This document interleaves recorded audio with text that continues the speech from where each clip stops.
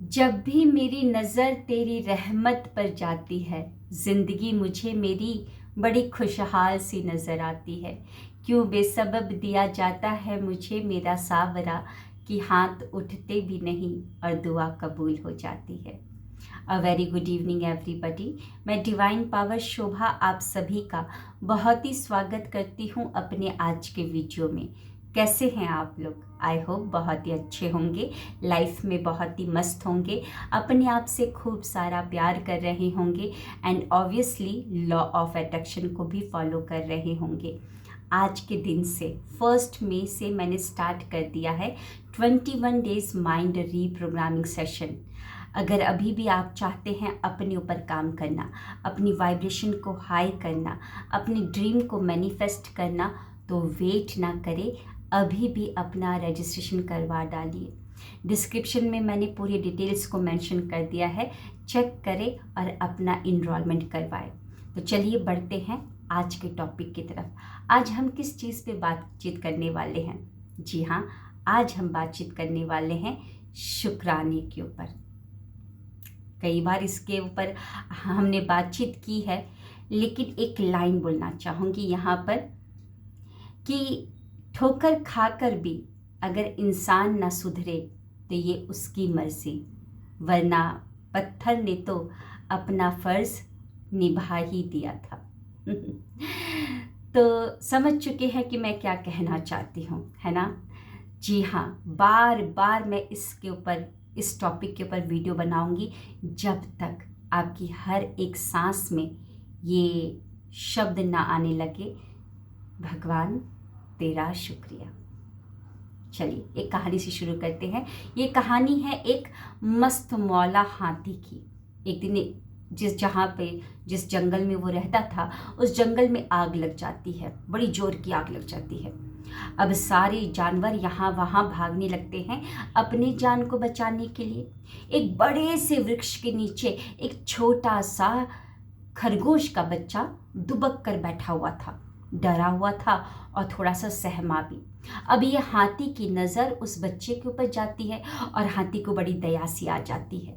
हाथी उसके पास जाता है और अपना आगे का पैर उसके ऊपर इस तरीके से रख कर खड़ा रहता है। अब ये जो आग की लपटें हैं वो बड़े से वृक्ष को भी पकड़ लेती है। अब वो जलता हुआ वृक्ष इस हाथी के ऊपर जाकर गिर जाता है। हाथी की तो वहीं पर मृत्यु हो जाती है, लेकिन वो खरगोश का बच्चा बच जाता है।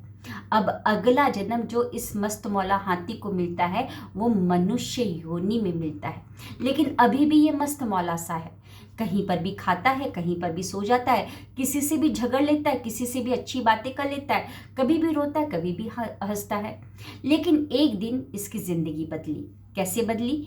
कि एक सत्संग में चला जाता है और वहां पर गौतम बुद्ध उपदेश दे रहे थे। गौतम बुद्ध की बातें इसको बड़ी अच्छी लगती है और घंटों वहीं पर बैठकर उन्हीं की बातों को सुन रहा था। उपदेश खत्म होने के बाद ये गौतम बुद्ध के पास जाता है और बोलता है कि मेरा इस जन्म में तो ऐसा कुछ भी अच्छा कर्म नहीं है कि मैं आपके पास आऊं और मिल पाऊं। मैंने ऐसे कोई अच्छे कर्म ही नहीं किए, तो मैं क्यों आपके पास आया और क्यों मैं आपके उपदेश को इतने घंटों बैठकर सुना? तो गौतम बुद्ध ध्यान लगाते हैं और पता चलता है कि पिछले जन्म में उसकी मृत्यु हुई थी एक छोटे से खरगोश के बच्चे को बचाने के दौरान। तो वो बताते हैं गौतम बुद्ध कि तुम्हारे अच्छे कर्म थे, इस वजह से तुम्हें मनुष्य योनि मिला। तुम्हारे अच्छे कर्म थे, इस वजह से परमात्मा ने तुम्हें एक और मौका दिया है अपने जीवन को बदल डालने का। यानी कि जो तुम मस्त मौला सा घूमते रहते हो, अब एक अच्छे इंसान बनकर निकल सकते हो। जी हाँ, तो ये कहानी मैं क्यों सुना रही हूँ? क्योंकि परमात्मा हमें भी डेली एक मौका देते हैं अपने जीवन को बदल डालने का। जब भी सूर्य उदय होता है तो वो मौका आपके जीवन में आता है।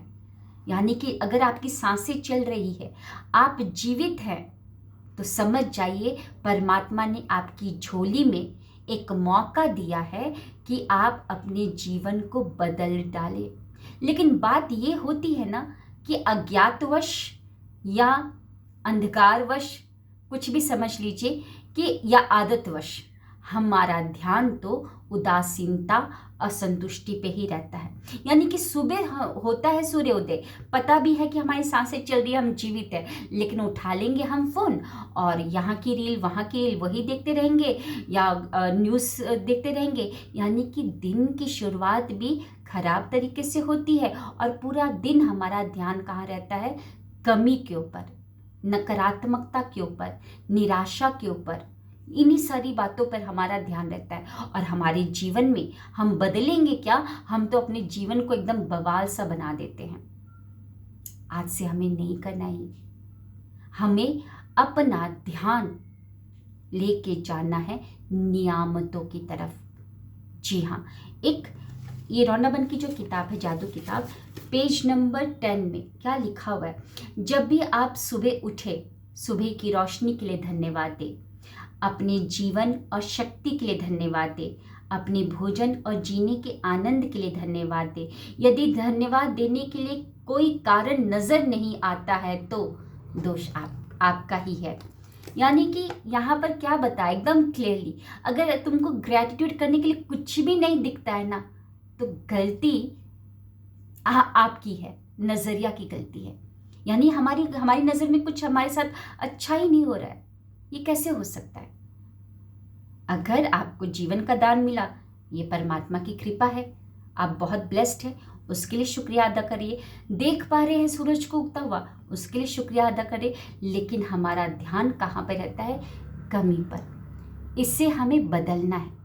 जी हाँ, 2026 के निकल चुके हैं 4 महीने, बाकी के गिने चुने 8 महीने हैं।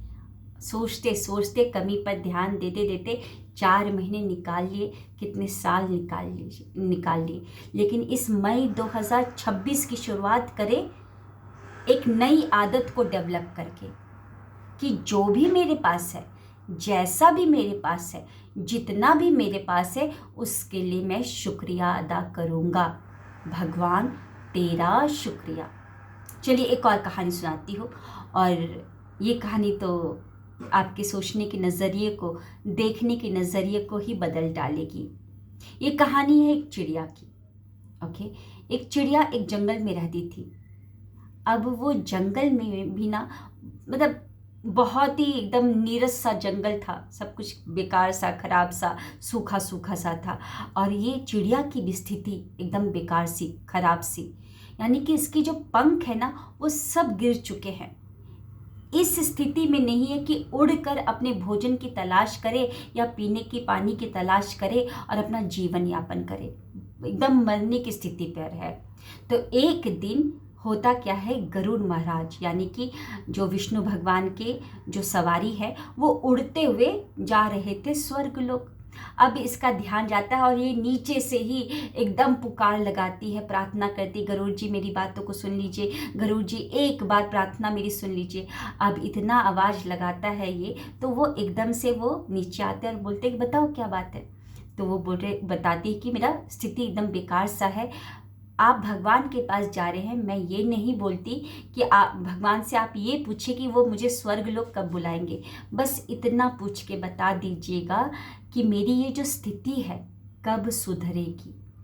अब गरुड़ जी उनकी बातों को लेकर जाते हैं स्वर्गलोक, लेकिन भगवान के पास ना जाते हुए वो जो देवदूत होते हैं जो गेट पे, उन्हीं से ये पूछते हैं, सोचते हैं कि छोटी सी बात है, चलो पूछ लेते हैं इनसे भी, ये लोग देवदूत हैं। अब देवदूत को सारा किस्सा बताते हैं। देवदूत जो ध्यान लगाते हैं और पता करते हैं कि उसके पिछले जन्म में इतने खराब कर्म थे जिसकी वजह से उसको ये चिड़िया योनि में जन्म मिला, और आने वाले 7 साल तक उसकी स्थिति सही नहीं होने वाली है।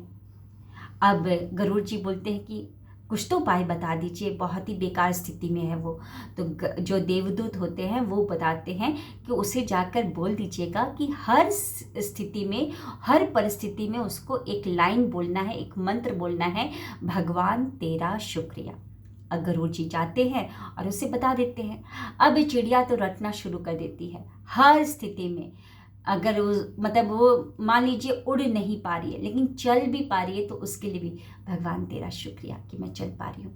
अगर उसको थोड़ा सा पीने को पानी मिल गया, भूख तो बहुत तेज लगी है, लेकिन पीने का पानी भी कहीं से भी मिल गया, भगवान तेरा शुक्रिया कि पीने का पानी मुझे मिल गया।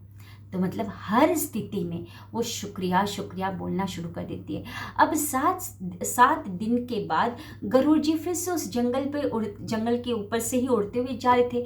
अब जंगल की तरफ देखते तो जंगल का नक्शा ही एकदम सा चेंज हो गया है और वो जो चिड़िया एकदम सुंदर हो चुकी है, अब इतनी सुंदर सुंदर आवाज में गीत गा रही है, कभी यहाँ पर उड़ रही है, कभी वहां पर उड़ रही है, मीठे मीठे फल को खा रही है।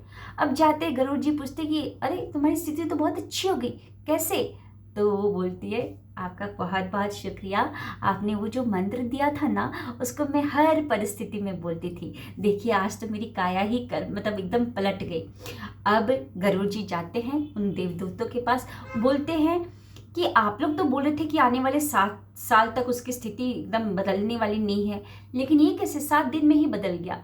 तो वो क्या बोलते हैं, सुनिएगा ध्यान से, कि भगवान हमारे बड़े ही कृपालु है, बड़े ही दयालु है। जब आप हर परिस्थिति में भगवान को शुक्रिया अदा करते हैं तो जो 7 साल के बाद 7 साल तक उसके जीवन नहीं बदलने वाला था वो 7 दिन में ही बदल गया, क्योंकि भगवान की कृपा उस पर बरसी। जी हाँ, तो प्रभु भी आपको डेली मौका देते हैं, डेली मौका देते हैं। हाँ, होंगे प्रारब्ध, कोई बात नहीं, वो तो भोगने ही भोगने हैं, लेकिन साथ ही साथ हमको प्रभु मौका भी देते हैं कि अपने जीवन को बदल डालने का।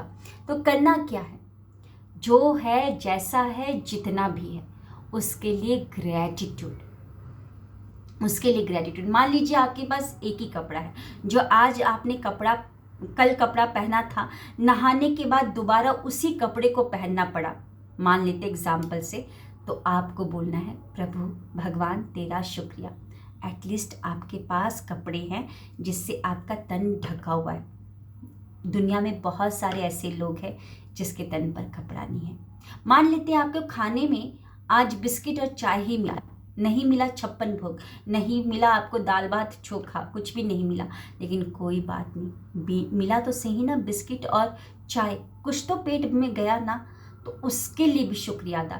जब आप जो है जितना है जैसा है जब उसके लिए शुक्रिया अदा करने लगते हैं तो धीरे धीरे धीरे धीरे आपकी वाइब्रेशन अच्छी होने लगती है, आपका इलेक्ट्रोमैग्नेटिक फील्ड अच्छा होने लगता है, और फिर आप अपने जीवन में और वैसी ही चीज़ों को आकर्षित करने लगते हैं। उसी प्रकार जैसे कि आप एक बीज को मिट्टी में डालते हैं और उसका ख्याल रखते हैं, समय समय पर उसको सनलाइट दिलवाते हैं, समय समय पर पानी डालते हैं सिंचाई के लिए, थोड़ा बहुत खाद भी डाल देते हैं, उसको पशु या पक्षी से बचा कर रखते हैं, और देखते ही देखते वो एक विशाल सा वृक्ष बन जाता है।